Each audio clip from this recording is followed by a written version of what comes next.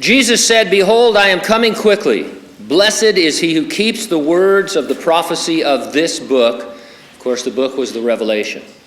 The Lord's exhortation to pay attention to prophecy is reason enough to focus attention on it. As a bonus, Jesus promised to bless us for doing so.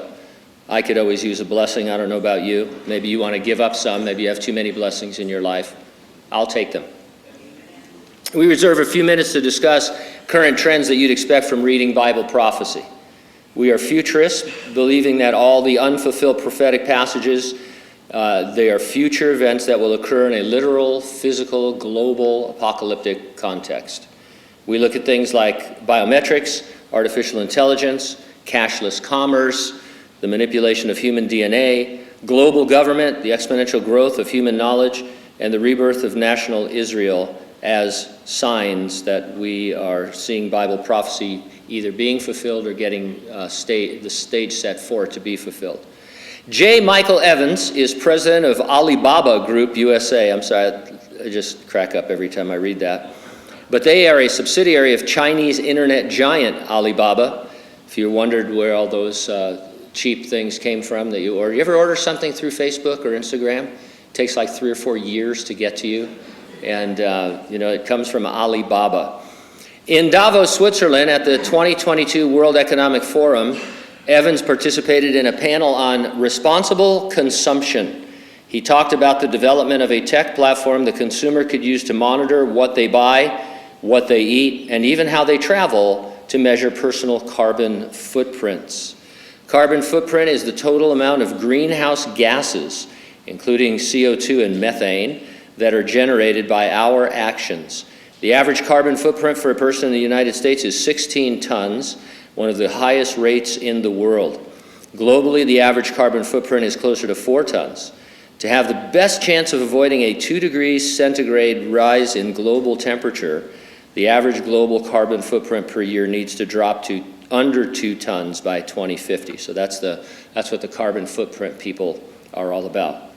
In the video posted to Twitter, Evans told the audience, "We're developing through technology an ability for consumers to measure their whole carbon footprint." What does that mean? He asked. Where are they traveling? How are they traveling? What are they eating? What are they consuming on the platform? An individual carbon footprint tracker. It doesn't matter what we believe about carbon footprints. We want to set that aside for a minute. The update isn't about that. It could be about anything, really, because the scary part is they monitor everything you do, everywhere you go, everything you eat. And this sounds, compounding this is the vast array of surveillance cameras and other such equipment around the world to keep track of you.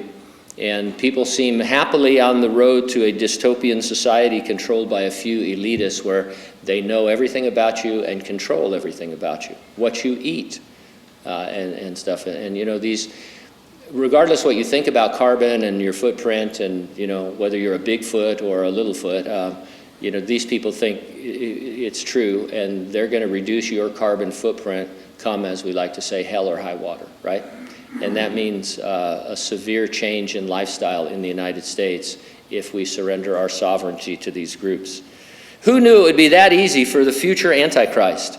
The system that we refer to as the mark of the beast, it's going to be in place for him to control all the behavior of his citizens.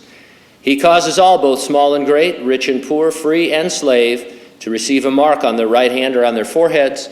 No one may buy or sell except one who has the mark or the name of the beast or the number of his name. That could have been the introduction to this guy's talk.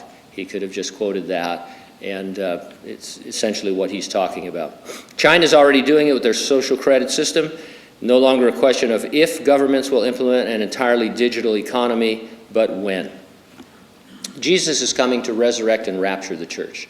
He'll raise the dead in Christ, and then we who are alive and remain will be changed. We'll be in the twinkling of an eye, we'll have our resurrection bodies, and together with the dead in Christ will be taken to heaven. Then the tribulation will happen on the earth. We will see no part of it. It's becoming really popular for Christians. It's almost like they want to be in the tribulation. I read articles every week about how, we can't avoid tribulation and we're going to be there and stuff. And persecution is not tribulation. I do think if the Lord doesn't come for us, we are headed into a time of real persecution, where they're shutting churches down and arresting pastors and elders and deacons and such and all, because we're just trending in that area and losing our rights and all. But we won't be here for the great tribulation. We'll be in heaven with the Lord. So are you ready for the rapture? If not, get ready and stay ready and keep looking up, because, ready or not, Jesus is coming.